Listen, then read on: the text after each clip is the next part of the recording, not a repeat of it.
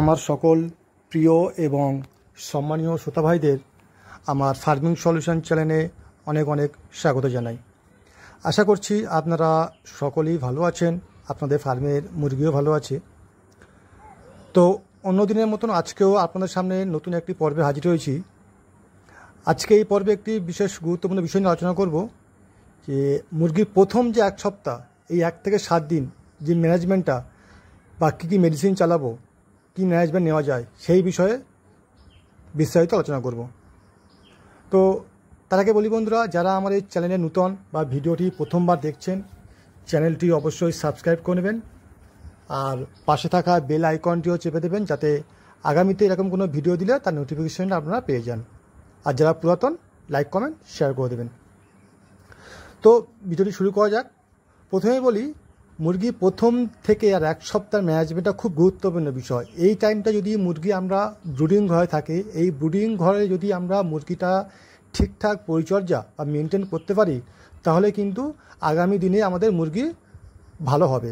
কারণ এই প্রথম 1 সপ্তাহ মানে মুরগির ভিত গড়া। ঠিক একটা বাড়ি যেমন প্রথম ভিত ভালো হলে উপরে 2তলা 3তলা করতে পারি, ঠিক সেরকমই মুরগি যদি প্রথম দিন থেকে যদি আমরা মুরগি ভালো রাখতে পারি, তাহলে কিন্তু শেষ বয়সে গিয়ে মুরগি ভালো থাকবে, কোনো রোগে আক্রান্ত হবে না এবং গ্রোথও ভালো হবে।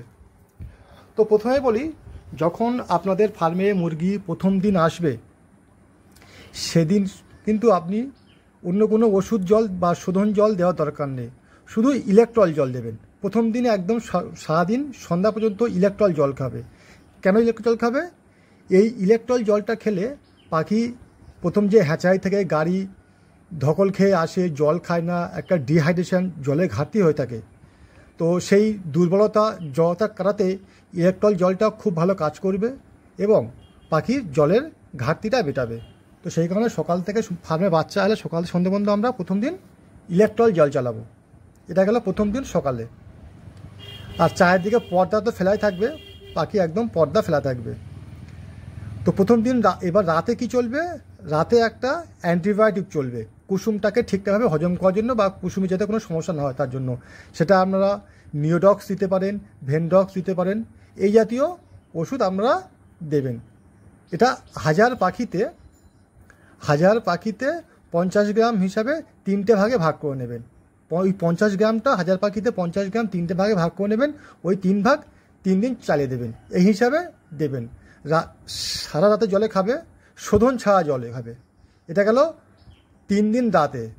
ঠিক আছে বন্ধুরা, 3 দিন রাতে ওই নিওডক্স বা ভেনডক্স এই জাতীয় ওষুধ অ্যান্টিবায়োটিক চলবে কুসুমটাকে ঠিকঠাক হজম করার জন্য। আর তারপরের দিন সকালে এরকম 3 দিন, এটা রাতে 3 দিন, তারপরে সকালে 3 দিন আপনারা দেবেন ভিটামিন AD3 জাতীয় কোনো ওষুধ, যেমন ফেমিটন আছে, আরও অনেক রকমের মোটামুটি ভিটামিন AD3 জাতীয় কোনো ভিটামিন দেবেন, বা বনিসনও দিতে পারেন। এই জাতীয় ভিটামিনটা সকালে 3 দিন দেবেন। ঠিক আছে বন্ধুরা, এটা আপনার হচ্ছে কি 1000 পাখিতে ওই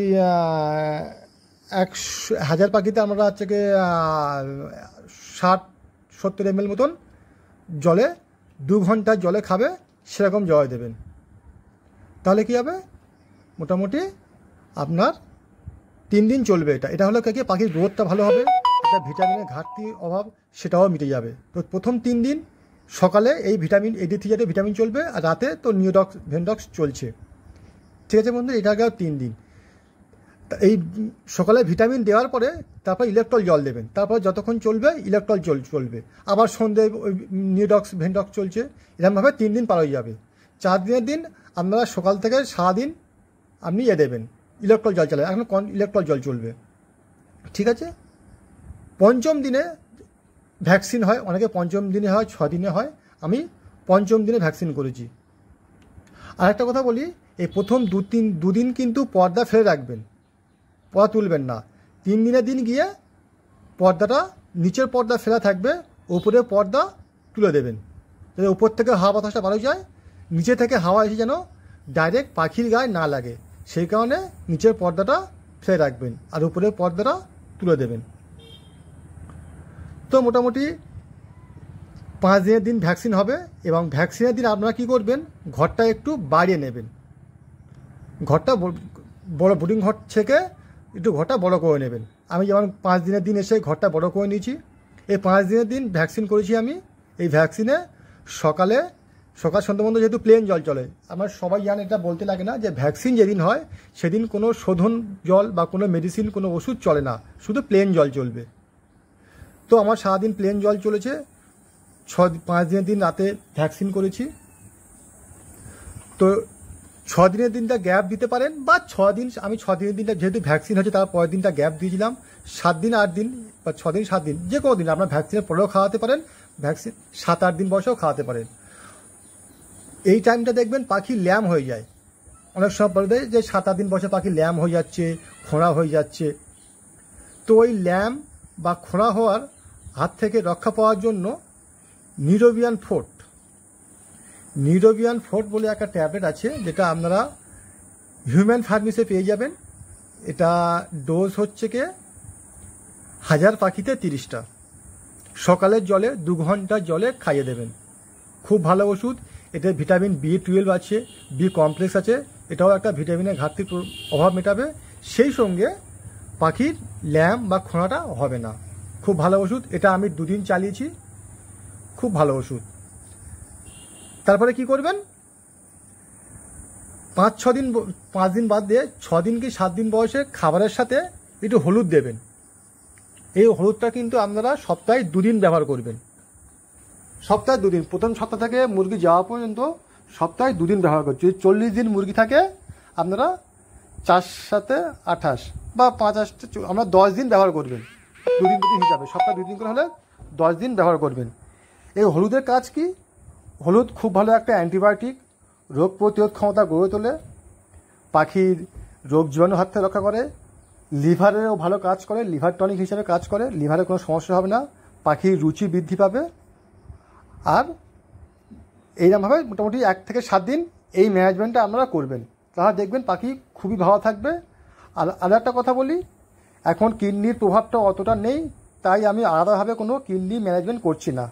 কারণ এখন কিডনির প্রভাবটা অনেকটা কেটে গেছে, আমাদের আশেপাশে কোথাও কিডনি নেই, সেই কারণে কিডনির প্রভাবটা আমি দেখতে পাচ্ছি, তাই আমি কিডনি ট্রিটমেন্ট তেমনভাবে করছি না। আর হ্যাঁ, পর্দাগুলো এরকমভাবে হেলিয়ে বেঁধে দেবেন, তার ডাইরেক্ট সূর্যের তাপ বা হাওয়াটা আসবে না, কিন্তু ভেতরে গরম ভ্যাপসা হাওয়াটা বার হয়ে যাবে। এইরকমভাবে চটগুলো হেলিয়ে বেঁধে দেবেন। তো বন্ধুরা, আজকের এই ভিডিওটি এখানে শেষ করলাম।